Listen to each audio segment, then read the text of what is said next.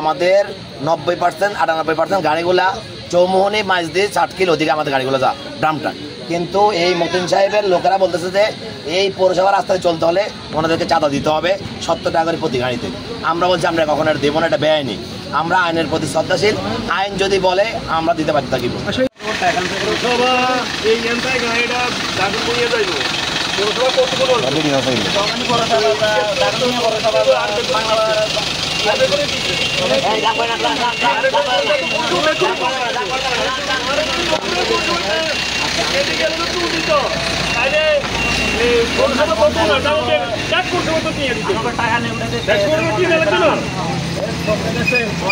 পৌরসভায় কেউ নেই না, তোমরা এনে পৌরসভায় টাকা নিবে।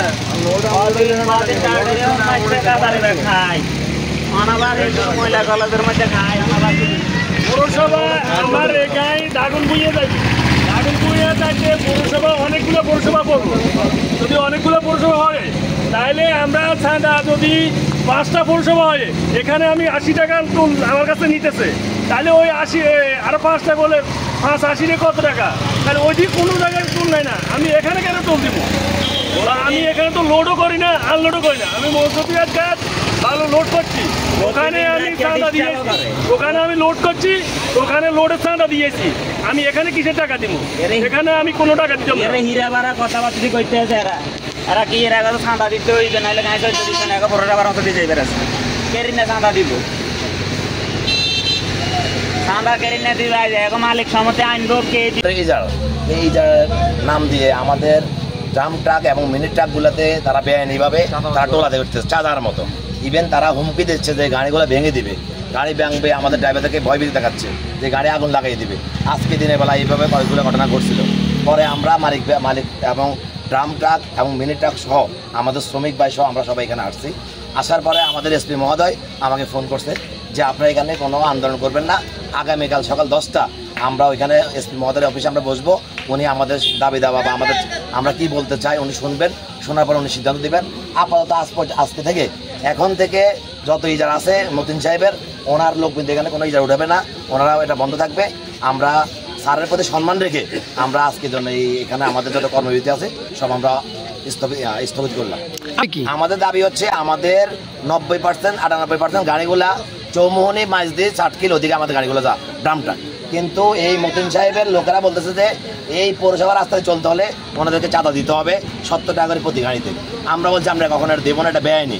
আমরা আইনের প্রতি শ্রদ্ধাশীল, আইন যদি বলে আমরা দিতে পারি থাকিব।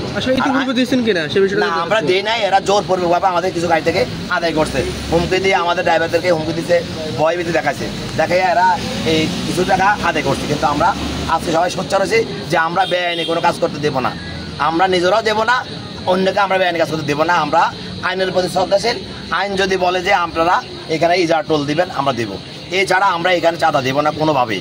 এটাই আমাদের সিদ্ধান্ত। কথা এটা যদি পৌরসভার ভিতরে কোথাও যদি আমাদের গাড়ি লোড এবং আনলোড করে সেক্ষেত্রে আমাদের গাড়ি এখানে চাঁদা বা পৌরসভার যে যারা টাকা দিতে পারত। কিন্তু দেখা গেছে আমাদের ম্যাক্সিমাম গাড়ি এখান থেকে পৌরসভা ক্রস করার সময় প্রত্যেকটা গাড়িতে আমাদের এখানে চাঁদা দেওয়া লাগে।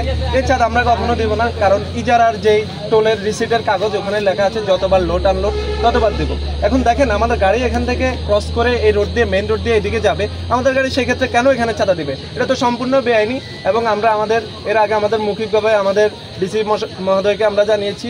এরপর পৌর যে প্রশাসক আমরা ওনার শরণাপন্ন হয়েছি, উনি বলেছেন যে এখানে যদি লোড আনলোড করে কোনো গাড়ি পৌরসভার ভিতরে সেই ক্ষেত্রে আপনারা ইজারার যে টাকা এটা পরিশোধ করবেন। আর এর বাইরে যদি কোনো গাড়ি এখান থেকে যায় এটা যদি সম্পূর্ণ নেয় এটা বেআইনি, এর বিরুদ্ধে ওনারা ইজারাদারের বিরুদ্ধে অতি শীঘ্র ব্যবস্থা নেবেন।